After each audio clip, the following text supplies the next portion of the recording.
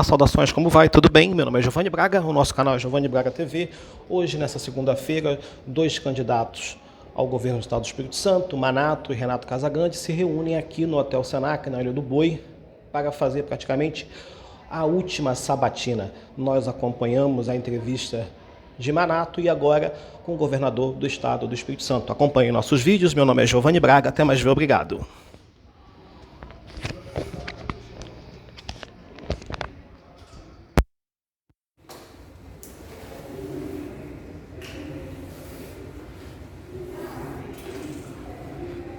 Vamos agora acompanhar o debate de Renato Casagrande.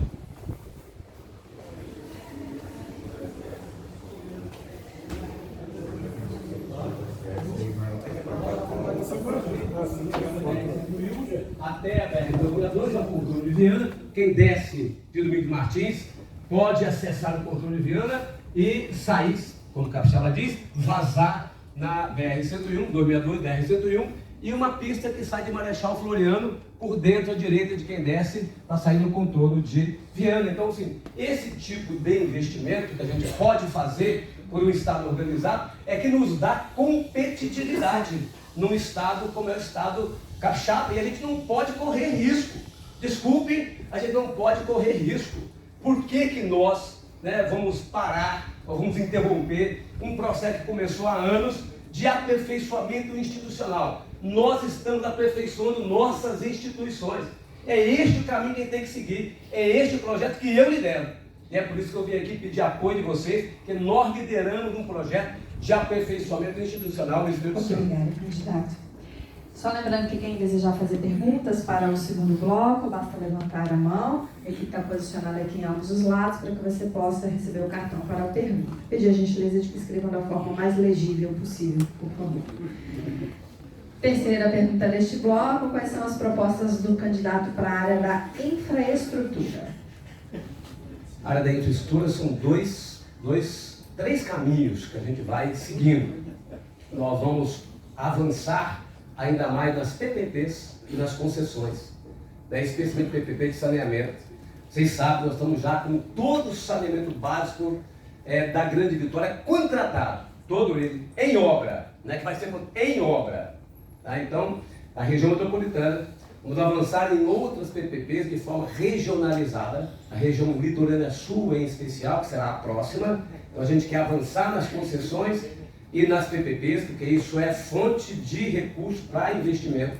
A outra forma é a articulação com a bancada federal, para que junto ao governo federal a gente resolva problemas que são fundamentais para nós na BR-101, na BR-262, na 342, são rodovias federais que precisam de uma atenção cada vez maior nossa. Então, assim, a gente continuar trabalhando e articulando com a bancada federal. Veja como foi importante o trabalho para a gente poder fazer a concessão e a privatização da Codesa, as perspectivas que criam agora na área portuária.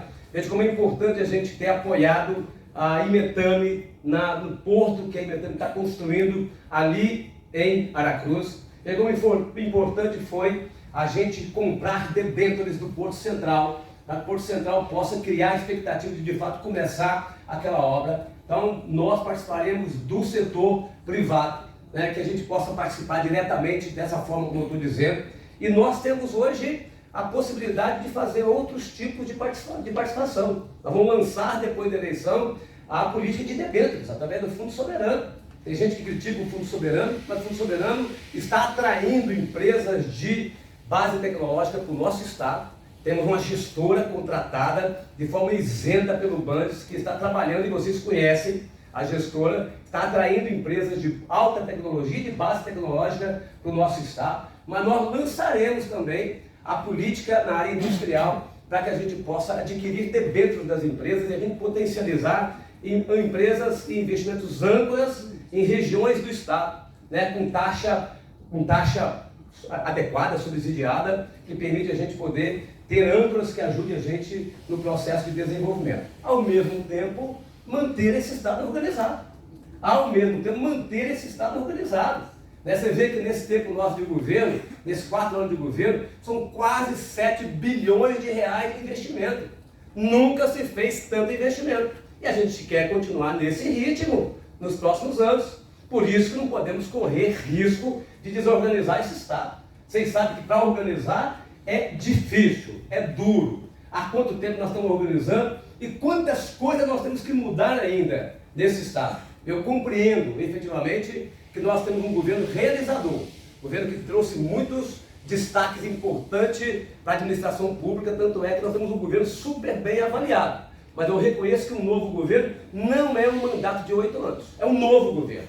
Um novo governo que vai exigir novos desafios, novas equipes, que nós vamos ter, por exemplo, um vice-governador como o Ricardo Ferraz, que vai me ajudar na área da agricultura, na área do desenvolvimento, na área do meio ambiente, gente que vai estar colaborando comigo e que a gente está aperfeiçoando a equipe para que a gente possa ter cada vez mais um Estado competitivo, um Estado inovador, um Estado justo, um Estado que tenha desenvolvimento regionalizado e um Estado que tenha sustentabilidade ambiental. São princípios e bases do nosso trabalho e a gente sabe que a gente pode caminhar muito bem nessas frentes todas, tratando com que a gente tenha aqui uma plataforma logística adequada. O Espírito Santo tem que ser cada vez mais um Estado que seja porta de saída para o mundo e que seja porta de entrada do mundo para o Brasil. Como é importante a gente ter entrado no debate do corredor centro-leste, da Serra do Tigre, como foi importante a gente entrar nesse debate. Ricardo me ajudou, vocês participaram, a Federação da Indústria participou, tá? Vocês entraram, o movimento empresarial participou, todas as entidades que olham esse assunto estiveram junto conosco e nós conseguimos fazer com que isso não ficasse consolidado, sem nenhum interesse para o nosso Estado, sem nenhum benefício para o nosso Estado. Então essa articulação ela é fundamental para nós, para a gente poder ter aqui eficiência na nossa malha de infraestrutura. Ao mesmo tempo, vocês estão vendo as grandes obras que nós estamos fazendo. Há quanto tempo não se tinha tanta obra importante como essa que nós estamos fazendo na região metropolitana e no estado do Espírito Santo, com um governo realizador. Tempo esgotado, obrigada, candidato. Vamos para a nossa quarta pergunta deste bloco. Ela está relacionada à área do meio ambiente. Por favor, pode colocar as suas propostas. Meio ambiente. Estou gostando da objetividade. Isso é bom. Para nós a questão ambiental é uma questão importante, ainda é um gargalo que nós temos. Vocês sabem, a gente assumiu o IEMA destroçado. Já falei para vocês isso aqui, mas não custa eu repetir. Né? Tentaram extinguir o IEMA, mas só que não cumpriram aquilo que se pretendia fazer. Deixaram o órgão pela metade, ali, funcionando precariamente, com todos os servidores desmotivados. Foi esse IEMA que nós assumimos, da idade da pedra. Da idade da pedra. Tá certo? Então, nós estamos desde 2019 fazendo investimento. Estamos agora, nós já implantamos, já está funcionando experimentalmente o módulo de gestão desenvolvido pela Fundação da Universidade de Lavras, o módulo de gestão para licenciamento ambiental, para resíduo sólido e para fiscalização. Nós estamos tirando o IEMA da idade da pedra e colocando o sistema no IEMA. Nós transferimos para os municípios, neste momento, 216 atividades, que era exclusivo do IEMA, e nós transferimos, que são atividades de impacto local, e que nós transferimos para os municípios. Todos os municípios hoje têm Conselho Municipal de Meio Ambiente, tem o Código Municipal de Meio Ambiente, tem uma equipe técnica mínima para licenciar atividade de impacto local. Fizemos isso com o IEMA e fizemos isso também com o IDAF. Nós transferimos para o IDAF também 22 atividades que eram do IDAF, transferimos para o município. Nós fizemos então um trabalho que é de investimento em tecnologia, de transferência para os municípios. Nós estamos fazendo concurso público, contratamos DTs, mas estamos fazendo concurso público para técnicos do IEMA. Temos que continuar fazendo esses investimentos na infraestrutura física do IEMA, porque lá era uma situação precária, e na infraestrutura de recursos humanos do IEMA. Estamos fazendo isso e tem produzido resultado. Diversas atividades foram padronizadas para reduzir a sua burocracia, especialmente com relação às obras públicas. Estou vendo aqui que o Mareto está aqui presente. E a gente sabe, do mesmo jeito que o setor empresarial sofre para licenciar, nós também, né? Eu, como governador, fico ansioso para ter uma licença ambiental mais rápida. Então, nós vamos aperfeiçoando também a legislação para que a gente possa ganhar tempo nesse processo de licenciamento ambiental com responsabilidade com a proteção dos recursos naturais. Então, essas ações elas estão produzindo efeitos objetivos. Nós teremos já neste ano todo o sistema novo implantado no IEMA. Então, nós teremos o IEMA que sai de um ambiente de total incapacidade de ser rápido, né, para um IEMA que seja com base em inovação e em digitalização. Para nós é bom, porque nós sabemos que o Estado do Espírito Santo, também focado na área do turismo, depende de desenvolvimento sustentável. Nós dependemos de atividades que possam gerar oportunidade de emprego, mas dependendo de preservação dos recursos naturais. E nós estamos trabalhando dentro do IEMA e dentro da Secretaria de Meio Ambiente, junto com vocês, com federações diversas que estão aqui, o nosso plano estadual de neutralidade de carbono, né? Porque também é um tema que interessa para o nosso desenvolvimento, especialmente com relação à economia verde. Então, quando a gente fala de licenciamento ambiental, a gente lembra sempre da necessidade da gente ir voltando cada vez mais as nossas empresas para o ambiente da neutralidade de carbono, encarando isso como uma oportunidade econômica. Nós sabemos que a gente tem com a economia verde hoje uma chance grande, seja do hidrogênio verde, seja da energia solar, do nosso programa de energia solar. Então, assim, a gente tem que dar passos mais largos com relação à prestação do serviço do IEMA. Daremos sim, e você pode ter certeza que esses passos já começaram a ser dados, né, com esse investimento em tecnologia que nós estamos fazendo. Muito obrigada, candidato. O senhor ainda tem 30 segundos, podemos encerrar e passar para a próxima? Sim. Vamos então às próximas questões que são relacionadas à gestão pública eficiente, por favor. Gestão pública eficiente tem a ver com o compromisso de medição de políticas públicas. Como você faz para medir uma política pública efetiva, tá certo? Então nós fizemos no governo do estado, nós acabamos com isso aqui, ó, com papel. Está vendo o EDOCS? Todo o processo administrativo hoje está no sistema de modelagem eletrônica. Então, uma conquista, né, para dar agilidade aos processos internos na administração pública.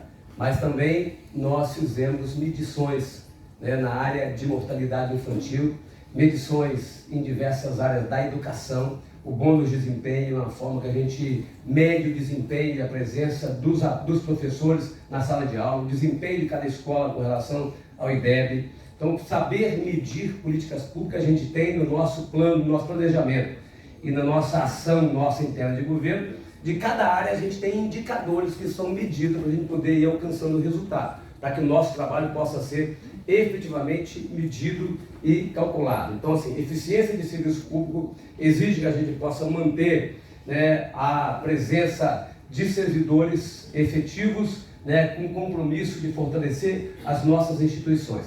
Veja como é importante a gente ter a capacidade de responder aos desafios que são apresentados para nós.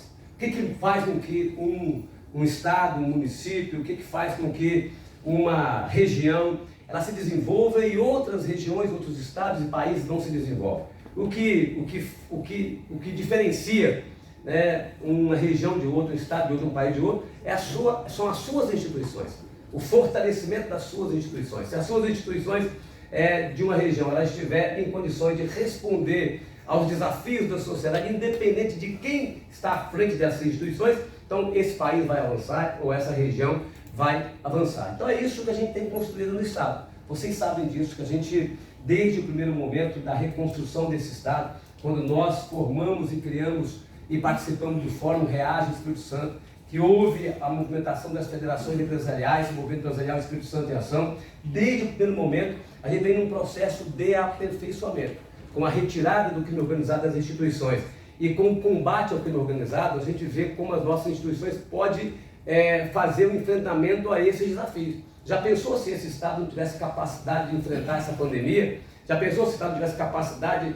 de fazer enfrentamentos às intempéries, aos eventos climáticos extremos? Já pensou se esse Estado não tivesse capacidade de enfrentar organizações criminosas? Hoje nós temos crime organizado no Estado do Espírito Santo, mas nós não temos o crime organizado metido nas instituições. Acontece uma queima de ônibus, as nossas forças de segurança elas têm capacidade de reagir e prender quem foram os causadores e os autores desse crime. Infelizmente, hoje é um dia triste, porque nós estamos lamentando a morte de dois policiais jovens. A gente lamenta, solidariedade à família, solidariedade aos amigos e à polícia militar, às forças de segurança, mas nós fomos lá e prendemos, né, as 4 pessoas envolvidas. Teve um problema em Santa Leopoldina e as nossas forças de segurança de forma integrada, né, Polícia Civil, Polícia Militar, Polícia Rodoviária Federal, guardas municipais, a gente foi lá, a gente resolveu o problema. Então essa integração é fundamental e caracteriza o aperfeiçoamento das nossas instituições. É tudo isso que a gente não pode perder. A gente não pode perder num debate político superficial, em que você tem um candidato que se esconde atrás do presidente Bolsonaro, tá certo? Para poder tentar chegar ao governo sem se apresentar de forma objetiva e clara para a sociedade capixaba. Está escondido na moita, tá certo? A gente tem que tirar ele da moita para ele se apresentar de forma objetiva, né, com suas propostas, com a sua história. Foi deputado federal 4 mandatos. Deputado federal 4 mandatos. E eu pergunto a vocês qual foi a contribuição que ele deu na reconstrução desse Estado, nesse período. Foi assessor do presidente Bolsonaro e foi exonerado. Foi presidente do Conselho do Sebrae e foi retirado do Conselho do Sebrae. Vocês participam do Conselho do Sebrae e sabem o que eu estou falando. Então é preciso que a gente mostre com clareza, porque o segundo turno é a última alternativa e opção que nós temos para não tomar uma decisão errada, para não dar um passo errado. É a última alternativa. O primeiro turno foi um debate que envolveu, né, a política nacional, tá certo? O segundo turno não, o segundo turno tem a política nacional, mas tem o futuro do nosso Estado também. E nós não vamos votar em número, estamos votando em projeto, no futuro desse Estado. É a reflexão que a gente tem que fazer numa hora como essa. Obrigada, candidato. Nós vamos encerrar então com o tema da segurança. E aí encerramos esse bloco, que o senhor tem 5 minutos em cada uma das perguntas e passaremos então às perguntas que são feitas pela plateia. Segurança pública é um desafio que a sociedade brasileira tem, né? Porque vocês sabem, perdemos valores de família, perdemos valores religiosos, temos uma epidemia de drogas, tá certo? Forte na nossa sociedade brasileira, e segurança pública exige continuidade de políticas públicas. Então, nós temos no Espírito Santo um Estado que já foi o mais violento desse país. Tá certo? E vocês sabem disso. A época desse epidemia da Coque, né, que retirava a vida de muita gente nesse Estado, nós alcançamos a primeira colocação em homicídios no Estado do Espírito Santo. Em 2011, quando assumi o governo, o Estado era o segundo mais violento deste país. Nós tivemos em 2009, 2.034 homicídios. E nós tivemos em 2019, menos de 1.000 homicídios. Nós teremos esse ano menos de 1.000 homicídios. Nós estamos de 2.000 homicídios por ano para 1.000 homicídios por ano. Nós estamos de segunda posição, como mais violento, para a 13ª posição, mais violento. Digo a vocês, se a gente continuar com os investimentos que nós estamos fazendo em segurança pública, vocês podem ter certeza que nós vamos dando passos largos para a gente poder, né, chegar entre os 5 estados menos violentos desse país. Nós estamos de segundo para 13º, tendo uma greve de polícia no meio. E vocês sabem quem estava por trás da greve de polícia. Vocês sabem. Não preciso eu dizer para vocês. Pode chegar a hora que eu diga, mas vocês sabem quem estava por trás da greve de polícia. Tá certo? Então, para nós, é importante que a gente tenha continuidade de políticas públicas. Nós estamos migrando a segurança pública de um ambiente analógico para um ambiente digital. Nós já temos, no estado todo praticamente, vamos chegar a 1.500 câmeras, já temos 1.000 câmeras instaladas no cerco inteligente, que está vinculada e ligada ao sistema de inteligência artificial, aos CIOTs. Nós já estamos recuperando 2, 3, 4 carros furtados e roubados por dia. Mas isso não é a tarefa principal de um cerco inteligente. É gerar informação para a nossa inteligência, desvendar carros e veículos usados por grupos criminosos. Nós compramos um microcomparador balístico que analisa o projetil de uma arma, de onde ela saiu. É uma prova irrefutável de cena de crime, de autor de crime. Nós compramos um novo sistema de identificação civil e criminal que está instalado. Está resolvendo um problema pré-histórico do Estado, que é a emissão de carteira de identidade. E agora, com o sistema de identificação civil e criminal, mais o cerco inteligente, nós estamos comprando um módulo de identificação facial e nós conseguiremos identificar qualquer pessoa que esteja no sistema de identificação, lançado no sistema, em qualquer lugar desse Estado, se ele passar por uma câmera dessa. Então nós vamos migrando de uma época analógica para um momento digital da segurança pública, para a gente apertar os grupos criminosos no Estado do Espírito Santo. Nós já estamos conseguindo resultado. Segurança pública não se analisa como um fato, se analisa dentro de um período de um ano, como que está o desempenho da segurança, os indicadores de crime, de um ano comparado com o outro, de um semestre comparado com o outro, né, do ano anterior. É assim que a gente analisa. Nós estamos dando passos importantes em direção a um Estado menos violento. Agora sabemos que a gente tem hoje uma sensação de insegurança muito maior, porque violência atrai a gente, atrai todos nós e atrai os meios de comunicação. Também cobrem violência com muita intensidade.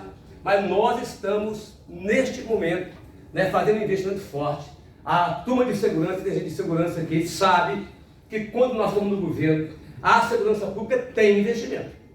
Quando a gente está no governo, os profissionais recebem valorização salarial, recebem equipamento, recebem tecnologia, recebem infraestrutura e a gente dá passos adiante. Obrigada, candidato. Nós encerramos, então, este primeiro bloco de perguntas pré-definidas e vamos às perguntas que foram feitas, então, pelos convidados que aqui estão. Só lembrando que algumas perguntas vão se repetir, porque aqui no cartão de perguntas você pode marcar para quem você deseja fazer a pergunta. Alguns marcaram ambos os candidatos, por isso as perguntas que foram marcadas assim serão destinadas. Teremos 2 minutos para cada resposta do senhor. A primeira pergunta é: o desenvolvimento da indústria é impactado pelos gargalos de infraestrutura do Estado? Como exemplo, temos as concessões das rodovias BR-101 e 262, a primeira com indicação de devolução da concessionária e a segunda com 2 leilões de concessão fracassados. Quais são, então, as suas propostas para a solução efetiva destes problemas?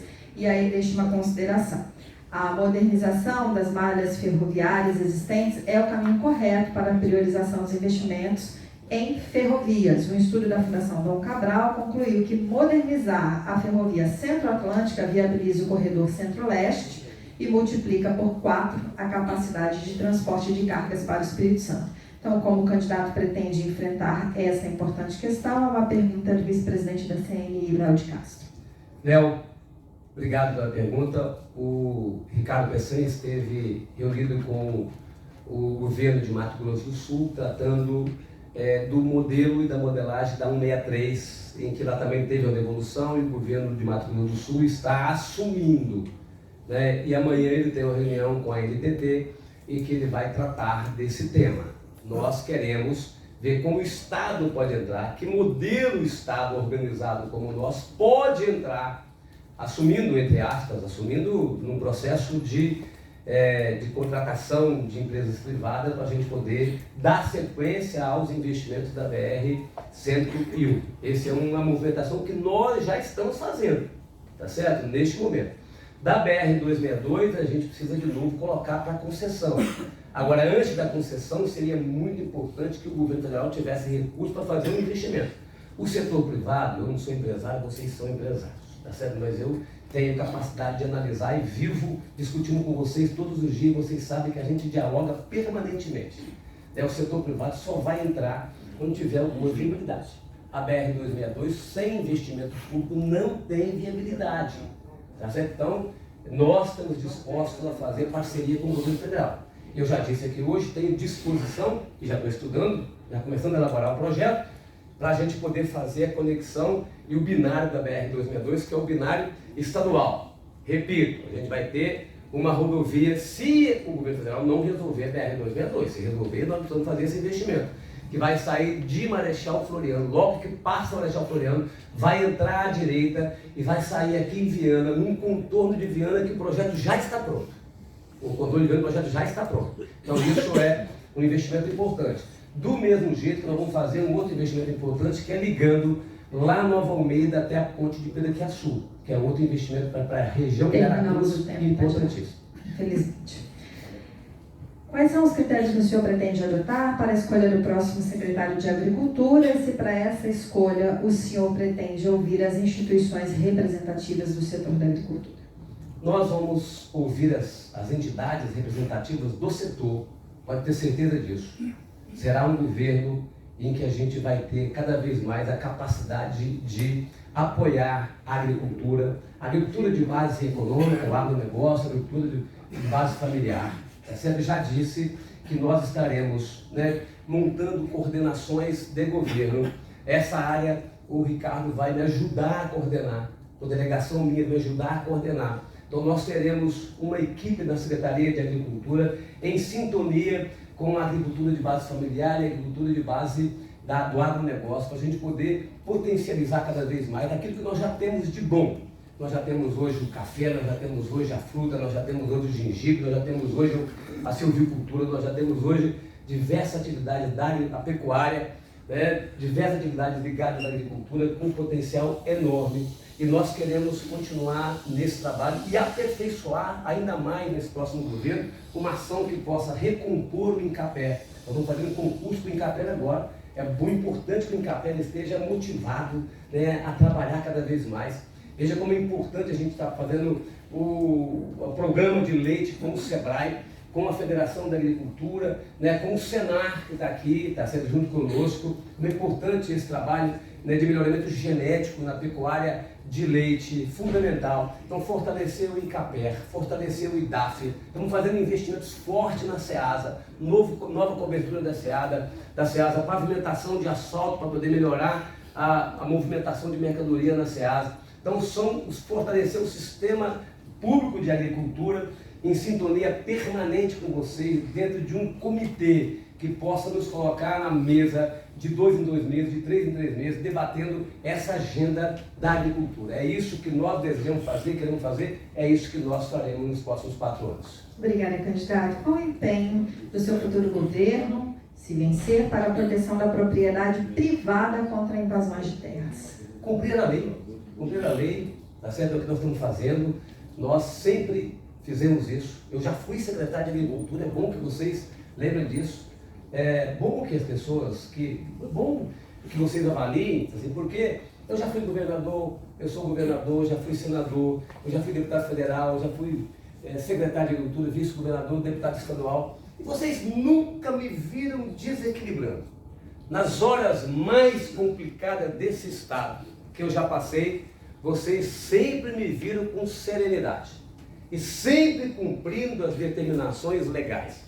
Nunca enfrentando uma decisão judicial, sempre cumprindo, negociando para a gente evitar conflitos, mas sempre cumprindo, porque essa é a tarefa de um governante. Se eu acredito e confio no fortalecimento institucional, é nesse formato que eu vou seguir. Então vocês podem ficar tranquilos, vocês podem ficar com confiança completa, porque quem já fez, pode dizer que vai fazer. Quem já fez, quem já vivenciou, quem já atravessou essa brasa de meia-noite, tá certo? Descalço, tá certo? Enfrentando todas essas dificuldades que a gente já enfrentou. Vocês sabem que a gente tem tranquilidade para manter uma relação muito produtiva e muito aberta com vocês e com outros segmentos da sociedade. Um governante tem que ter capacidade de conversar com todo mundo. Um governante tem que ter capacidade, como eu estou dizendo, que eu terei capacidade de governar com qualquer que seja o presidente da República. E vocês sabem que só eu posso fazer isso. Vocês sabem que só eu posso fazer isso, porque eu já faço hoje. com o presidente Bolsonaro, eu posso governar com qualquer um que for governar o país, e só eu que posso fazer isso. Eu saberei governar com todos os segmentos da sociedade para que a gente possa avançar na proteção da propriedade privada. Obrigada, candidato. Vamos passar a licenciamento ambiental. Embora o Espírito Santo tenha implementado processos importantes na área de licenciamento ambiental, como a habilitação dos municípios, esse é o setor que ainda requer ações de governo, destacando especialmente a morosidade das licenças ambientais e a ausência de um sistema integrado que permita consultas das etapas dos processos e também com possibilidade de um debate legítimo entre o empreendedor e o órgão licenciador. Como que o candidato pretende tornar o processo de licenciamento mais eficiente? A pergunta é do Sindipapel, na pessoa do André Brito. O senhor começou a falar sobre isso. Eu já falei um pouco sobre isso, mas é bom a gente repetir. O sistema já está instalado. É bom que o sistema de licenciamento, de fiscalização e de gestão de resíduos sólidos, esses sistemas já estão instalados no IEMA e em processo de execução experimental. É bom que a gente diga isso. O IEMA está saindo da idade da pedra para um órgão que possa ter, de fato, capacidade e agilidade, tá, na prestação do serviço. Repito que nós, infelizmente, sem nenhuma crítica a ninguém, mas nós, infelizmente, pegamos um órgão que estava quase morto, né, ou quase vivo, tá certo? Então, pegamos um órgão nessas condições. A gente teve que de novo fazer, como fiz com a Polícia Militar, com a Polícia Civil, com as forças de segurança, reanimar a turma, fazer investimento na infraestrutura, melhorar as condições de trabalho, que eram precárias demais, para a gente poder chegar ao ponto que nós estamos chegando nesses 4 anos. Por isso que eu peço a autorização de vocês para continuar o meu trabalho. Por isso que a gente não pode dar passos atrás com relação, né, a esse aperfeiçoamento dos nossos órgãos, aperfeiçoamento das nossas instituições. É por isso que nós estamos querendo, né, mais 4 anos de governo. Deus tem me dado saúde para poder governar, né, para poder trabalhar. Gosto da missão da vida pública, gosto. Vocês conhecem a minha vida, sabem que eu tenho fidelidade na minha vida pessoal, tenho fidelidade na minha vida pública, sou leal na minha vida pessoal, sou leal na minha vida pública. Vocês nunca me viram desequilibrando no meu patrimônio, nas minhas finanças, para além daquilo que eu recebo de salário. Eu vivo do salário de governador, é desse salário que eu vivo. E vocês sabem disso porque acompanham há muito tempo a minha vida. Então, é essa ação que eu quero dar sequência para que a gente possa cumprir uma missão pública que a população me deu, que Deus tem me protegido para poder executar esse trabalho. O tema agora é segurança. Atualmente, o índice de violência vem crescendo, principalmente no meio rural, sendo um desafio, então, para o setor. Formulou-se o Plano Estadual de Segurança Rural para o enfrentamento mais decisivo da questão, mas o que poderá ser implementado de fato? Quais são as suas propostas de melhoria para a segurança rural no nosso estado? O Dr. Júlio, o Wesley, presidente do Sindicato Cachoeiro, e mais diversas pessoas da Federação da Agricultura, essas pessoas participaram da construção do Plano de Segurança Rural. E nós executamos o plano, estamos implementando o plano. Nós fizemos a Operação Colheita, nós colocamos um delegado responsável por crimes rurais. Os crimes rurais não são crimes desvinculados, desconectados de um grupo criminoso.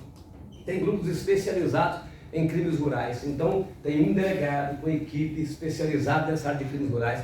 Colocamos um oficial da Polícia Militar, também voltado para essa operação. Nós temos agora um outro passo para dar, que é colocar o QR Code em cada propriedade, a gente poder ir identificando, né, para o proprietário ficar no contato direto com a viatura da polícia que está naquela região. Então vai ser um policiamento, não vai ser só na Operação Colheita, a gente faz a Operação Colheita que vai de maio até novembro, por aí, até outubro, novembro. Então só é a Operação Colheita que a gente paga a indenização para os policiais trabalharem, mas nós queremos também, né, que esse seja um trabalho contínuo, permanente, né? Mas para isso a gente está contratando policiais. Eu farei concurso público para a Polícia Militar, para a Polícia Civil, para as forças de segurança todos os anos, porque a gente fica muito tempo sem fazer concurso público. Eu cheguei a assumir, eu estive muito baixo. Eu estou tentando fazer um concurso agora para 1000 vagas da Polícia Militar. Tive que quase triplicar o número de pessoas chamadas para um concurso que estava em aberto da época do Paulo.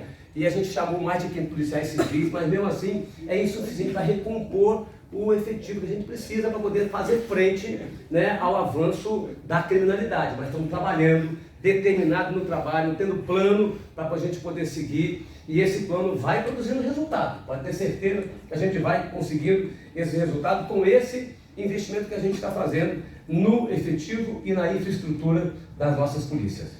Fundo Soberano. O Fundo Soberano é uma importante ferramenta de promoção de desenvolvimento econômico sustentável para o Estado, além de servir como uma reserva financeira de longo prazo. Então, considerando que cabe ao governo do Estado formular as suas diretrizes gerais de investimento, quais são as diretrizes que o senhor candidato pretende seguir, então, a partir de 2023? A pergunta do vice-presidente da FINDES, Eduardo da Landulha. Eduardo, primeiro, o Fundo Soberano está precisando de apoio. Está sendo muito atacado. Foi atacado pelo candidato Aridelmo, foi atacado pelos outros candidatos no primeiro turno. Então, o Fundo Soberano precisa de apoio, porque eu, sinceramente, vou olhar o meu lado aqui. Eu tenho R$1 bilhão no Fundo Soberano, eu poderia ter aplicado ele em obras, em programas, poderia ter aplicado ele, tá certo? Mas eu considero que eu tenho uma responsabilidade com esse Estado. O Estado conquistou uma cultura de gestão fiscal, tá certo? E não me cabe, não me cabe uma outra postura que não seja essa, de manifestar cada vez mais a minha responsabilidade com esse Estado, tá certo? Então, o Fundo Soberano, ele opera neste momento dentro da FIP, que foi lançado R$250 milhões, para a gente atrair empresas de base tecnológica, e já tem diversas empresas potencializando aqui e vindo para cá, tá certo?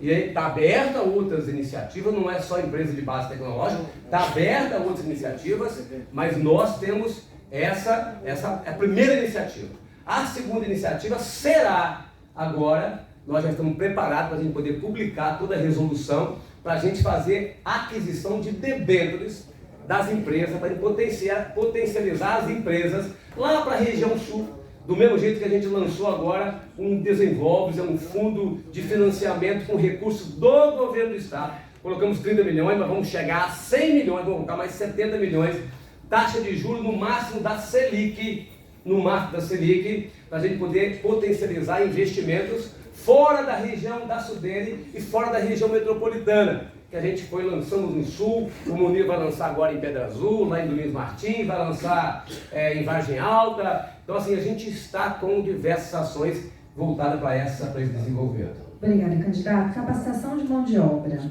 A qualificação da mão de obra é um fator crítico para o desenvolvimento e a competitividade do Espírito Santo. Qual o plano do senhor para melhorar a capacitação com foco nas novas competências do mercado, como a robótica, a inteligência artificial, Big Data, a Machine Learning, assim como aumentar também a empregabilidade da população capixaba? Primeiro, a Escola do Futuro, que vai ser voltada para essas profissões. Nós teremos cursos técnicos em todas elas, voltadas para abordando essa temática da tecnologia. Então a Escola do Futuro será com esse perfil. Segundo, nós temos uma parceria com o Senai. Queremos fazer com o Senar. Já falei para Júlio, falei para a nossa diretora do Senar que estava aqui, tá? Presente. Sim, a gente quer fazer parceria com o Senar. Estamos fazendo uma parceria com o Sindipantes e a Associação dos Planificadores, tá certo? Lá em Novo México. Nós temos já a parceria de 400 alunos do Senai. Queremos avançar com o Sistema S de vocês, tá certo? Temos as nossas escolas de ensino médio, que concomitante a gente, mesmo que escola que não são de tempo integral, concomitante com cursos técnicos, tá certo? Temos a nossa escola de ensino médio que oferta curso técnico posterior ao ensino médio. E nós temos o Qualificar ES, que também vai se aperfeiçoando para a gente poder ofertar curso de acordo com o ambiente de negócio. Então, assim, a gente tem diversas frentes abertas, a gente quer ampliar isso porque a gente sabe da nossa necessidade. E nós fizemos dentro da universidade estadual, nós temos o sistema de universidades, que é parceria com o setor privado, é parceria com o IFES, com a UFES. Nós temos um sistema que nós contratamos uma plataforma de formação de pessoal, tá certo? Que está ofertando curso para as pessoas em diversas áreas. Então, assim, a gente tem oportunidades apresentadas que a gente quer ir consolidando cada vez mais isso nesses próximos 4 anos. Recursos hídricos. Como o candidato pode mitigar o drama da seca dos produtores rurais na região litoral sul e norte do estado? Como pretende desenvolver alguma política para a questão da água no estado? Seu uso produtivo e as alternativas de produção de água com reflorestamento, por exemplo, de topo de morro, reservas em margens de cursos d'água, além de outras providências. Nós criamos, no meu mandato passado, a Agência Estadual de Recursos Hídricos, a AGE. Nós temos agora, e criamos no governo passado também, o Reflorestar, né, que é um programa que acompanha a regeneração de 225 mil hectares de floresta, e nós já aplicamos e recuperamos 15 mil hectares de floresta de área nua, de terreno nu, tá certo? Então, um trabalho importante. Temos um programa de barraginhas, né, a gente distribuiu para municípios, reto escavadeira, escavadeira hidráulica, para pequenas barragens, são as barraginhas, para caixa seca, que é fundamental para poder fazer infiltração de água no lençol freático. Nós temos obras maiores de barragens, agora publicamos o edital de barragem, Barra de São Francisco, uma obra grande. Publicamos agora a barragem de Linhares, obra grande. Obras maiores, vamos fazer agora a publicação da barragem de Aracruz, também obra grande. Fazendo um projeto de Bamburral, lá em São Mateus, também uma obra grande de barragem. Então a gente tem feito investimento em infraestrutura. Estamos vivendo agora um momento grave, que é o momento da escassez de água, déficit hídrico na região sul em especial. Cada município está fazendo seu decreto de situação de emergência e nós vamos aportar recursos para esse município para a compra de alimento, né, que é o maior problema.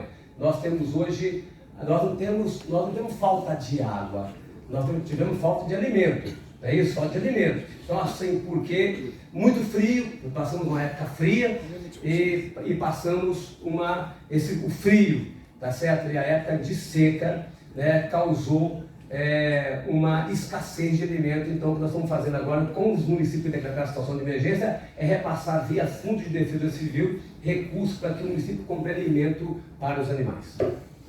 Candidato, vamos passar ao tema corrupção. Ao longo de toda a campanha, o tema corrupção é pauta, tanto quanto a população está farta dos prejuízos que causa à sociedade. É preciso criar processos políticos e implantar ações afirmativas contra este tema. Como essa questão será tratada no seu segundo mandato, caso o senhor seja eleito, é uma pergunta do Eurípides Pedrinha, que é secretário de Comunicação da Transparência Capixaba. Obrigado, Eurípides, você que acompanha o nosso desempenho. A gente, quando chegou, nós levamos o governo a ser o mais transparente do Brasil em 2014, chegamos no governo em 2019, era o 8º, voltamos para a primeira colocação. Primeira colocação na transparência de forma geral, primeira colocação na época da pandemia. O estado que mais aplica a lei, né, contra as empresas da lei de corrupção, tá certo? A gente tem, então, um trabalho de fortalecimento dessas instituições. Eu quero reafirmar para vocês aqui o que vocês já sabem. Eu sou uma liderança que procuro dar o exemplo, tá certo?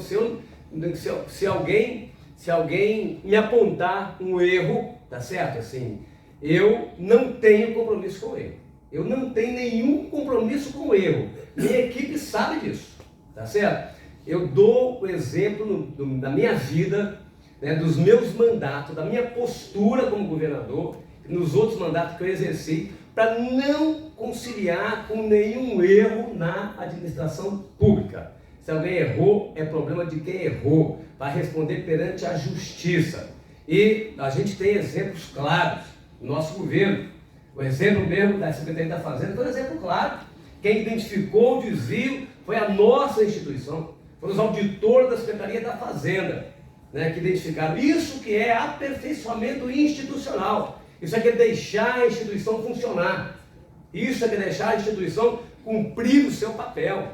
E identificou, a pessoa já não estava no governo mais, mas a pessoa vai responder na justiça pelo seu erro. Qualquer um que errar no meu governo, eu não tenho compromisso com esse erro. E eu vou estruturando as instituições para que elas possam responder adequadamente e proteger a sociedade. Transparência é fundamental para isso. Por isso que a gente tem que continuar investindo na continuidade e nesse aperfeiçoamento institucional.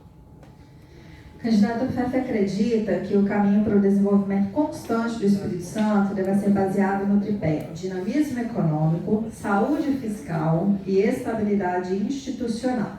Esse tripé ele depende da relação integrada entre os setores público e privado e especialmente de políticas públicas de longo prazo. Como o candidato se posiciona em relação à manutenção dessa estrutura de gestão? É o que eu falei. A minha vida fala por mim, não precisa nem responder essa pergunta. Vai ser muito boa e atual. Atual pelo momento que a gente vive no nosso Estado. Pelo risco de retrocesso institucional, pelo risco de retrocesso administrativo e financeiro que a gente vive. Tá certo? Bom que a gente compreenda o que nós estamos falando. Eu já falei aqui para vocês, daqui a pouquinho quero falar mais. Tá? Nós estamos, neste momento, tendo que escolher entre a continuidade de um projeto que tem interesse em se aperfeiçoar cada vez mais, para que as instituições cumpram o seu papel, né, de trazer melhorias para a população capixaba, que é a minha tarefa, é fazer com que a sociedade seja bem servida por serviços públicos, e outro projeto é um projeto que nos leva para um ambiente de instabilidade e de insegurança, pelas experiências que o adversário já teve, né, como deputado federal, nos outros cargos que passou, pelo seu envolvimento com o crime organizado. Então nós estamos nessa situação. A gente deixou de debater o projeto local no primeiro turno, tem que debater agora. Repito o que eu disse já para vocês. Nós não vamos votar em número, nós vamos votar no presente e no futuro do nosso Estado. O que nós queremos? Nós queremos ir para um ambiente de total insegurança, de dúvida, só porque estamos votando num número? Não, a gente tem que ter cada vez mais essa responsabilidade de reflexão. Esse tripé, ele é fundamental, porque vocês sabem que nós já temos há 2 décadas pelo menos, tá certo? Esse ambiente de boa relação com o setor produtivo, de boa relação entre as instituições, de economia equilibrada, e nós não podemos correr risco de colocar um projeto que você vê a composição dele e sabe que ali será um passo que pode ser um passo em falso. Então, é necessário que a gente mantenha essa segurança nesse tripé apresentado pela pergunta. Vamos à última deste bloco, mortes no trânsito. No Espírito Santo nós temos uma triste estatística de cerca de 760 mortes por ano no trânsito, com maior incidência de mortes de motociclistas. Qual a proposta que o senhor vai adotar para reduzir esse avante? Esse é um assunto, né, que está muito relacionado à educação no trânsito. Nós temos no Detran um trabalho de educação no trânsito. Dentro do nosso CNH social, também a gente emite carteira para motociclista. E a gente tem um trabalho de educação forte para motociclistas, para profissionais, para motoristas profissionais. Então a gente tem que continuar com esse trabalho, campanhas de massa, né, fazendo esse trabalho. E nós estamos estudando, neste momento, dentro do governo, estudando para que a gente possa verificar faixas exclusivas para motociclistas. Faixa para motociclista e faixa exclusiva, ônibus e motociclista. A gente está vendo como fazer, porque as pistas não são preparadas para isso, mas nós estamos vendo como fazer, para evitar os corredores de motociclista que levam muitas vezes aos acidentes, que é um problema grave para os nossos hospitais públicos e um problema grave para os trabalhadores. Então, estamos debatendo essa alternativa, ou essa possibilidade de faixas exclusivas, como o Fábio daqui, está discutindo esse assunto. Neste momento, nós tratamos um pouco desse tema como uma alternativa. Na terceira ponte, nós vamos ter uma faixa exclusiva para ônibus, para viaturas. Estamos estudando ver se é possível colocar também nessa faixa os motociclistas, para a gente poder reduzir os acidentes, e a gente proteger essas pessoas. Cada vez mais as pessoas estão usando para o trabalho. Então, educação, fiscalização, e algumas medidas que a gente possa inovar, como essa questão das faixas exclusivas. Muito obrigada, candidato. Nós encerramos o segundo bloco. O terceiro e último, o senhor tem 15 minutos. Fique à vontade, o tema é livre. O senhor pode se apresentar, pedir voto, falar de outros temas que não foram colocados e, se desejar, pode haver a participação do seu vice também ao longo desses 15 minutos. Fique à vontade, por favor. Então, eu vou chamar aqui o Ricardo Ferraz, nosso vice-governador, para poder pronunciar. O Ricardo tem me ajudado na campanha, tem me ajudado no governo. Pode me ajudar aqui também, convencendo vocês, né? Então, com a palavra, Ricardo Ferraz. Pessoal, muito boa tarde, um prazer, uma alegria muito grande estar aqui com todos vocês.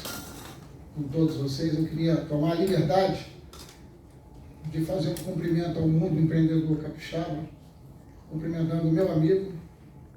Muito bom vê-lo aqui com sua saúde recuperada, firme, com quem eu tive o prazer de compartilhar o meu mandato como senador, o Dr. Sérgio Rogério de Castro, um exemplo da referência como empreendedor do Espírito Santo. Bom, em primeiro lugar, é muito bom saber que vice-governador deve participar do debate e que Casagrande tem vice-governador. E tem um vice-governador que fez uma coalizão com ele para que juntos nós possamos ganhar as eleições e governar juntos. Quando Casagrande me convidou para ser seu vice-governador, nós não conversamos sobre este governo, porque este governo se encerra em 90 dias. Mas nós conversamos muito sobre o governo que nós queremos fazer a partir de janeiro de 23, naturalmente, se isso for da vontade dos capixabas. Se não for da vontade dos capixabas, a vida segue. Mas na vida sabemos nós que cada escolha tem uma consequência. A mesma escolha que eu fiz quando senador, e tive modestamente a coragem de relatar a reforma trabalhista no Senado Federal, que tanto me custou, porque eu tenho como hábito na vida ter lado, entendendo que aquela luta era boa e devia ser feita. Da mesma forma que eu trabalhei duramente para que nós pudéssemos manter os incentivos fiscais do nosso Estado, tão atacados, a sua preservação e a sua prorrogação até 2032, e que tantos empregos, tantas oportunidades têm gerado aqui nos mais diversos ambientes da economia capixaba. Eu sei aonde Casagrande estava e aonde eu estive nesses anos em que juntos com vocês nós reorganizamos o Espírito Santo. Eu não sei aonde o outro candidato estava em nenhuma dessas pautas e dessas agendas que juntos nós enfrentamos aqui no Espírito Santo. Todos sabem, me conhecem, e eu queria fazer uma conversa assim muito reta com vocês, no estilo Tramontina, minha forma de ser. Primeiro, a minha ideologia é o resultado. Esse é o meu compromisso. Quando conversei com Casagrande sobre a hipótese de estar no governo, nós fizemos uma conversa muito objetiva sobre o papel de governar o Espírito Santo. E que não é papel de um governador, muito menos de vice-governador, fazer oposição ao presidente da República. E sim de somar esforços com o presidente da República para que nós possamos superar um conjunto muito grande de desafios que nós temos aqui no Espírito Santo. Eu estou dizendo isso porque eu estou com a impressão em algum momento que nós estamos, Casagrande e eu, disputando a eleição com Bolsonaro. Quem está disputando a eleição com Bolsonaro é Lula. Nós estamos disputando a eleição com Manato. Nós estamos disputando as nossas trajetórias de vida, pessoal e profissional. Daquilo que nós fizemos, se por certo, estejam certos, daquilo que nós faremos se vocês nos derem essa oportunidade a partir de janeiro de 23. Qual será o meu papel no governo do Estado? Por certo, não será o papel de rainha na Inglaterra. Porque não tenho essa vocação, nunca tive. Até porque a rainha da Inglaterra, depois de exercer um mandato muito longevo, ela se foi. Mas eu estarei pessoalmente coordenando as ações da área da agricultura. Eu estarei pessoalmente coordenando as ações da área do desenvolvimento econômico. E eu estarei pessoalmente trabalhando para dar um choque de gestão com muita responsabilidade nas questões ambientais, para que nós possamos ter um sistema mais ágil, mais simples e menos burocrático, de modo que o empreendedor possa ser visto como aliado do desenvolvimento e não como adversário do desenvolvimento. Por isso eu estou aqui hoje como vice-governador do Casagrande, aliás, como candidato a vice-governador, para pedir o apoio de vocês. Não apenas o apoio pessoal, mas o apoio da multiplicação, porque nós temos aqui um conjunto dos mais relevantes formadores de opinião pública e opinião política. E, por certo, eu concordo com o Casagrande. No dia 30, nós não vamos apenas escolher um número. Nós vamos depositar ali o nosso presente e o nosso futuro. E essa reflexão precisa ser feita, porque nós não somos manada. Nós não somos manada. Deus nos fez diferente para que nós possamos refletir e distinguir o debate nacional do debate local. O debate local tem uma dimensão e o debate nacional tem outra dimensão. E nós precisamos fazer uma escolha daquilo que a gente quer para a nossa vida. Eu não tenho nenhuma preocupação com o meu futuro. Com muita humildade, o meu futuro cuido eu. Mas eu tenho muita preocupação com o presente e com o futuro do Espírito Santo. Por isso eu estou mais do que nunca animado, motivado, energizado, para que nós possamos ganhar as eleições e possamos ganhar as eleições por conta desses compromissos com o mundo empreendedor capixaba, que sabe que a gente, se chegar, vai chegar para trabalhar e saberá honrar a Deus e a confiança dos capixabas. Muito obrigado.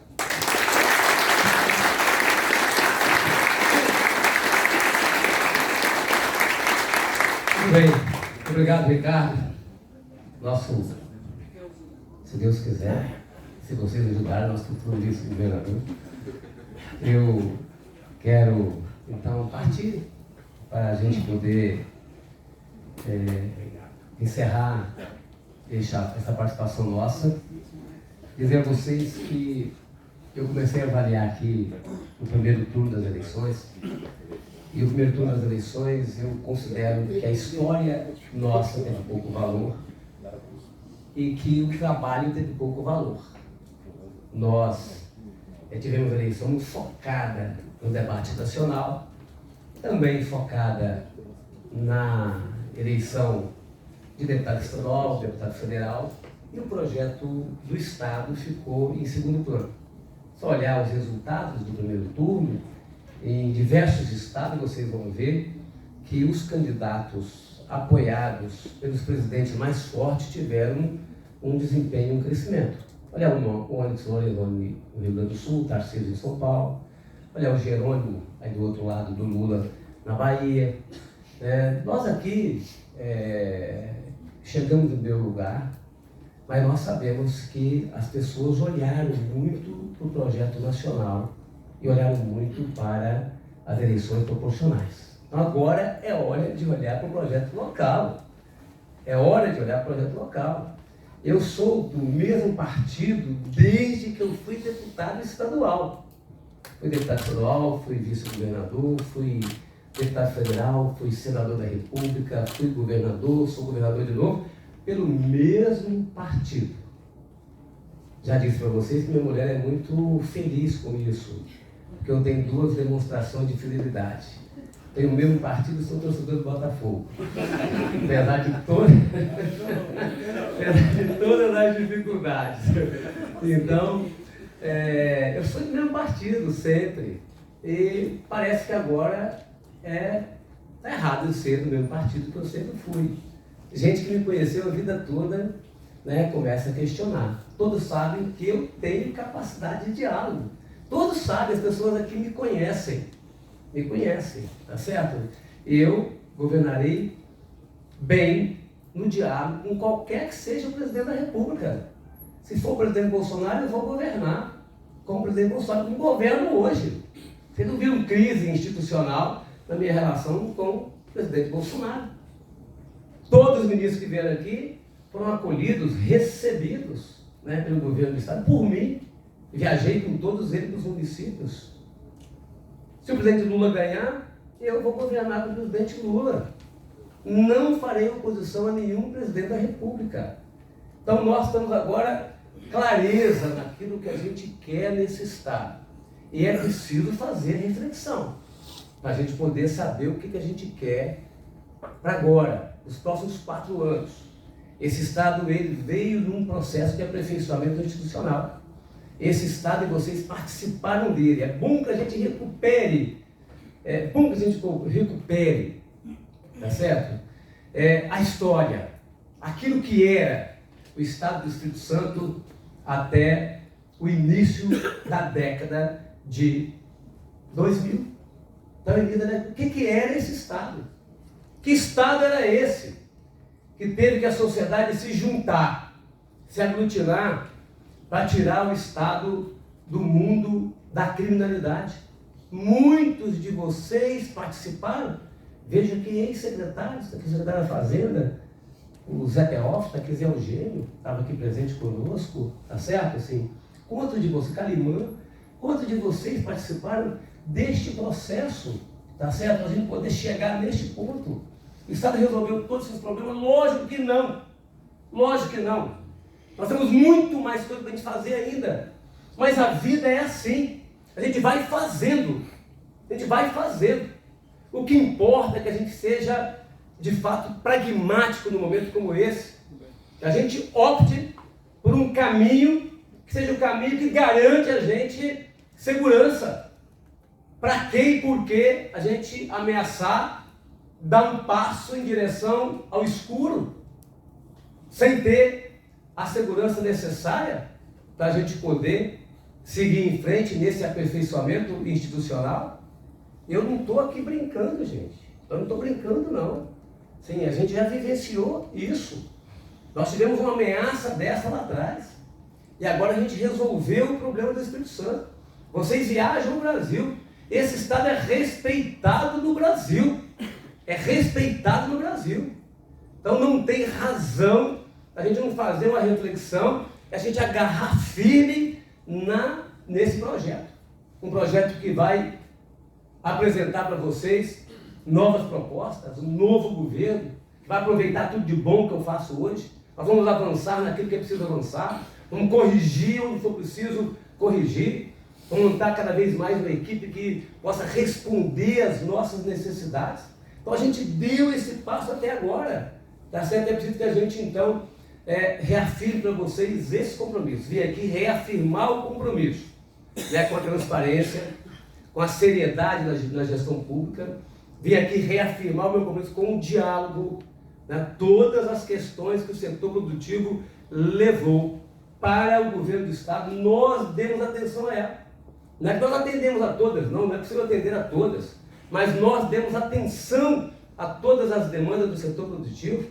Então esse é um caminho que nós estamos trilhando, e a gente pode fugir dessa polarização nacional, dessa superficialidade do debate que nós temos hoje nesse país, um debate superficial, que apresenta poucas propostas e que não interessa ao Estado do Espírito Santo. A gente tem que focar em primeiro lugar o nosso Estado. Em primeiro lugar o nosso Estado. Nós não somos uma ilha, nós temos que cuidar daquilo que é nosso. Temos que cuidar daquilo que é nosso. Primeiro voto é o voto no governador. E é bom que a gente possa, de fato, prestar atenção naquilo que a gente está fazendo. São 2 votos só. Se a gente não deu atenção no primeiro turno, naquilo que devia dar atenção, é hora de dar atenção. É hora de refletir com as pessoas.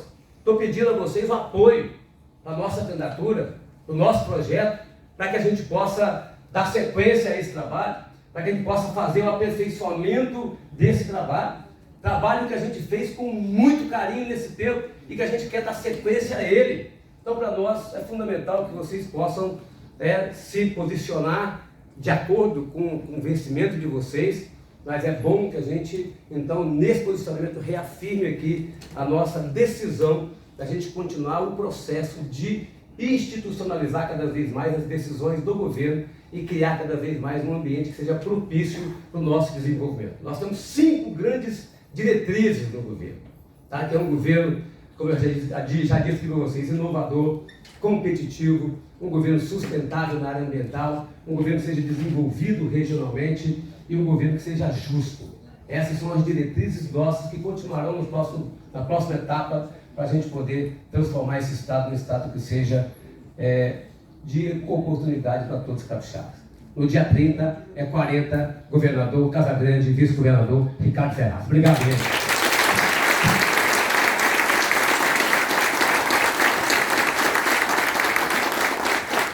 Obrigada, candidato Renato Casagrande. Sucesso na continuidade de sua campanha de jornada. Muito obrigada. Agradecemos assim a presença de todos neste dia.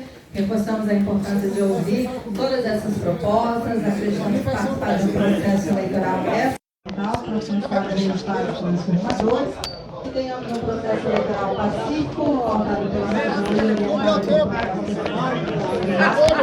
Vou tentar conversar com o governador do estado do Espírito Santo. Wagner, Parabéns, muito obrigado pela oportunidade. Tentar. Uma bênção do tio aí, Conversar com o Renato Casagrande nesse momento aqui rapidinho.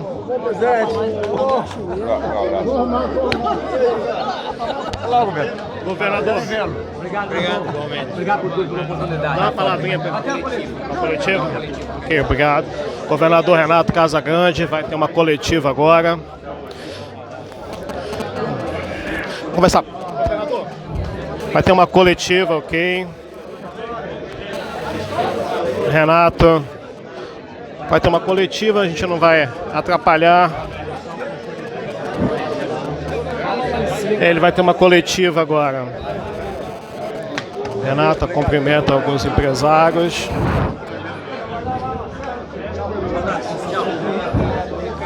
Cadê Ricardo Ferraz? Vou tentar conversar com o Ricardo Ferraz, vice de Renato Casagrande. Sim. Ferraço, vice.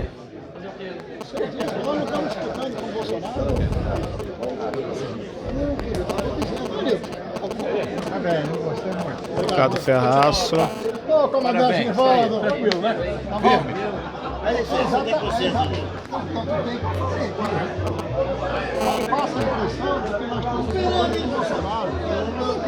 Renato Ferraço. Conversa. Agora pensa no que eu vou te fazer, meu futuro eu cuido. Eu sei, exatamente. Isso aí tem muita humildade agora do Espírito Santo. Esse é o meu juízo. Ferraço atende as pessoas. Ferraço, dá uma palavrinha rapidinho aqui pra gente, pro nosso canal. Qual é o canal? É Giovanni Braga TV, canal no YouTube. Vai fazer coisa rápida. Você quer falar sobre o quê? Eu vou te perguntar coisa rápida, coisa básica. Vamos, tá bom? Aqui mesmo tá ótimo. Só botar minha água aqui. Ok. Conversar com o vice Renato Casagrande. Você pode chegar um pouquinho para trás, doutor Ferraço? Conversar com o vice de Renato Casagrande, Ferraço, que é de uma família tradicional aqui de políticos, ele que compõe a cena histórica política partidária do Estado do Espírito Santo. Conversar com ele. Só um minutinho fazer uma entrevista com ele rapidinho, pega aí.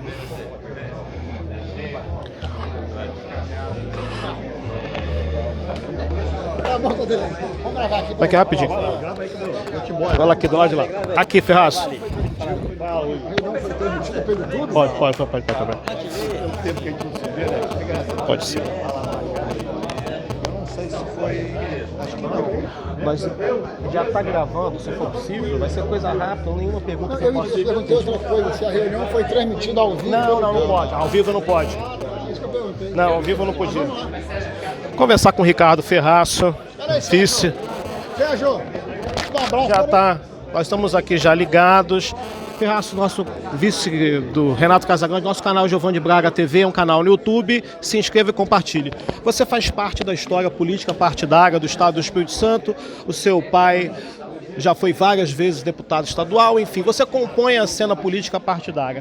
E nesse momento vem como vice-governador de Renato Casagrande. Nós estamos num conflito de segurança pública dentro do Espírito Santo. Ataques a ônibus. Você acredita que esse momento de crise na segurança pública, em plena eleição, veio com o objetivo de atingir a eleição 2022? Pode falar que eu seguro. Olha, a primeira manifestação que nós precisamos fazer é de absoluta solidariedade com os familiares e amigos dos policiais que doaram a sua vida na defesa da sociedade, combatendo o crime. Um dia triste para o nosso Estado, mas assim, a certeza e a segurança de que isso não ficou, de que o seu esforço, a sua vida e a sua luta não foi em vão, que os nossos policiais militares estão na rua combatendo o crime, que não terá trégua. Foi assim na ação lá em Santa Leopoldina, foi assim nos atos criminosos contra os ônibus e continuará sendo assim. O nosso governador tem dito e nós estamos reafirmando. Criminoso, bandido aqui não vai se criar.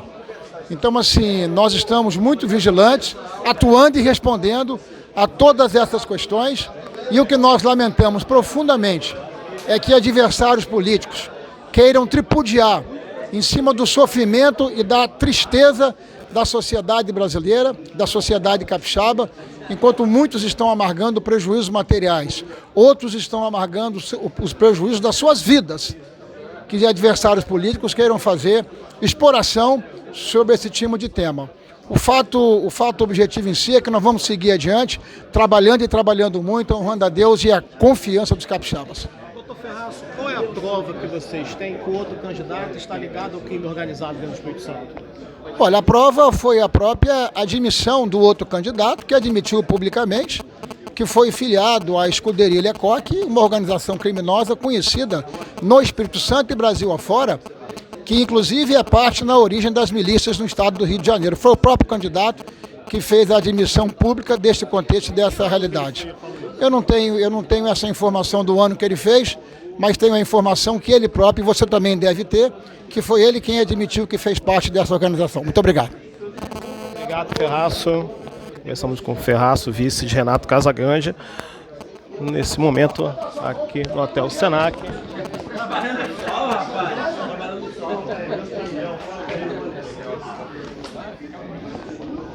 Vamos subir para conversar com o governador Renato Casagrande nessa coletiva que fica no segundo piso. Compartilhe nossos vídeos, se inscreva no canal. Meu nome é Giovanni Braga, diretamente do Hotel Senac. Renato Casagrande ainda está aqui no espaço, conversando aqui, vai essa coletiva. Governador, o senhor vai dar uma coletiva agora? Não vai ter mais, não. Dá uma palavrinha pro nosso canal rapidinho aqui. Tá, dá uma parabéns. TV, se você viu gostar do CDL. Tá chegando.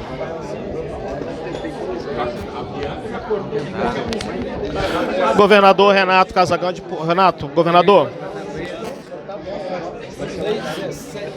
Renato Casagrande conversa. Ia ter uma coletiva, agora não vai ter mais. Vai conversar conosco. Conversar com o governador Renato Casagrande. Governador Renato Casagrande, como vai? Pedir ajuda.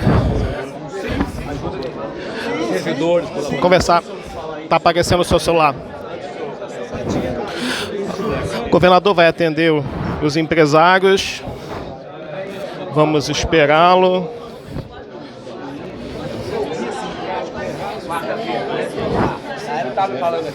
Agora vamos conversar com o governador Renato Casagrande.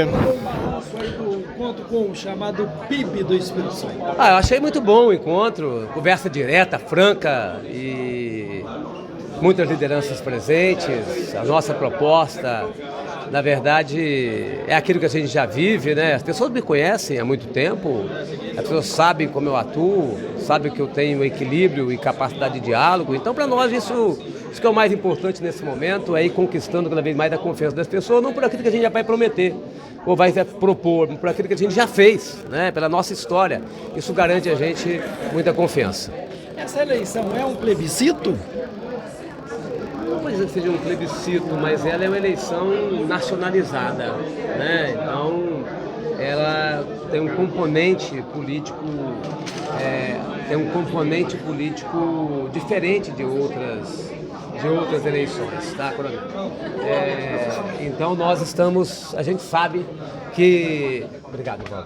A gente sabe que existe um teor e um componente diferente de outras eleições, por isso que a gente precisa de pedir muita reflexão das pessoas. Achei interessante o senhor falar, não é um número, São projetos, como é que é isso? Um projeto que às vezes a pessoa quer votar num governador só porque vota num presidente da República. Na verdade, não é isso. Você tem que votar no melhor presidente da República que você achar e votar no melhor governador que você achar. Não pode ficar repetindo números, tá certo? Então essa é a reflexão. Eu vi o que o senhor falou também, gostaria que o senhor explicasse aqui. O senhor falou, na hora eu vou falar quem estava por trás da greve da PM. Não, se for preciso falar, a gente fala. Não precisa ainda. As pessoas sabem quem estava por trás da greve da PM, que essa turma está toda aglutinada lá com o candidato adversário. Governador, o outro candidato alegou que ele não é do crime organizado e que quem está envolvido no crime organizado é o senhor. Qual é a resposta que o senhor dá para o Estado do Espírito Santo e para o candidato? Falta ele apresentar a minha carteirinha da Lecoq. Tá? A hora que ele me apresentar a minha carteirinha da Lecoq, ele poderá me chamar de ser membro do crime organizado. Tá? Então, ele pertenceu ao braço armado do crime organizado desse estado. Então, sou eu que falo, não, isso é a carteirinha dele, de sócio da Lecoq. Obrigado. Então, só mais uma pergunta, governador.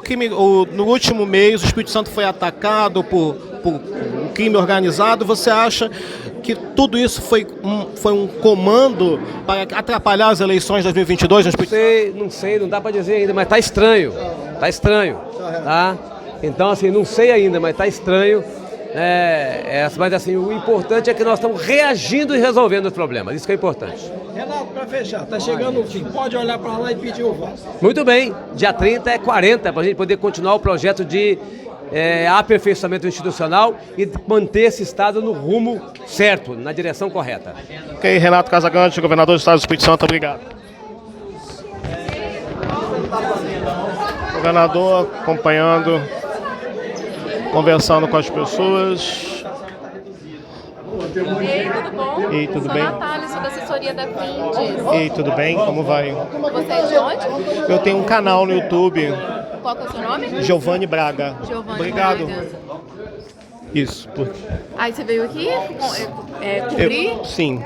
E você já gravou com ele? Já conseguiu gravei, gravar com já, lá sim, em cima? sim, já. Tá tudo certo? Tá. Você sim. quer algum material? Ou você vai produzir algum material que também Não, porque geralmente a gente pega também de todo Se mundo. você quiser me dar seu telefone, você me dá que eu envio um link pra você do canal. Eu quero. É um Pra onde? Mas me fala. 996 8061. Giovanni, deixa eu ver se eu tenho um cartão aqui. Giovanni Braga. Aí o seu canal do YouTube tá assim mesmo? Sim. Aqui, tá amassadinho. Que legal.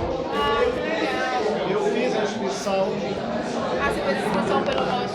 Sim. Liberou? Aham. Que legal. Bom ter seu contato, porque sempre que a gente tiver alguma coisa, a gente E aí, compartilha com você. e o vídeo, ele é um vídeo sem cortes, é um vídeo direto. Você chegou a gravar lá dentro? Sim, gravei lá dentro. Mas era ao vivo, não? Gravado? Não foi ao vivo não. A gente não Gravado. faz gravado.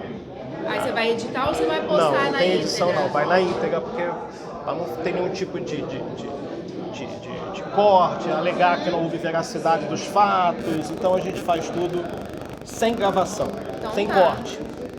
A mesma coisa aconteceu aqui, aconteceu também com o Manato. Show. Beleza.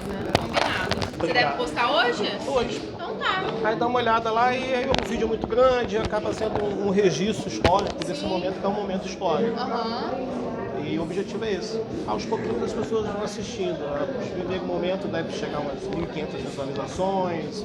E toda a classe política assiste, sempre. O governador assiste, o Manato assiste. Que legal. Eles Combinado. fechou. mesmos vão se assistir. Obrigada. Obrigado você. O governador ainda atendendo os amigos. Com muita motivação, nós estamos muito animados para continuar o nosso trabalho em favor dos capixabas e do Espírito Santo. Pô, tá chegando a hora, pode olhar ali no olho do eleitor e pedir o voto. Claro, se nós pudermos, nós vamos reforçar aqui o pedido de voto no dia 30, é 40, é Casa Grande, para que nós possamos continuar o nosso esforço, o nosso trabalho, sabe, na certeza de que nós saberemos honrar a Deus e a confiança dos capixabas. Bom, compartilhe nossos vídeos, se inscreva no canal. Meu nome é Giovanni Braga.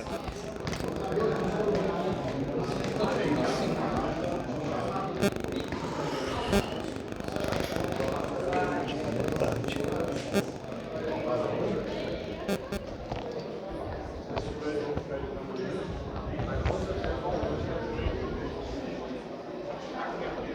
noite.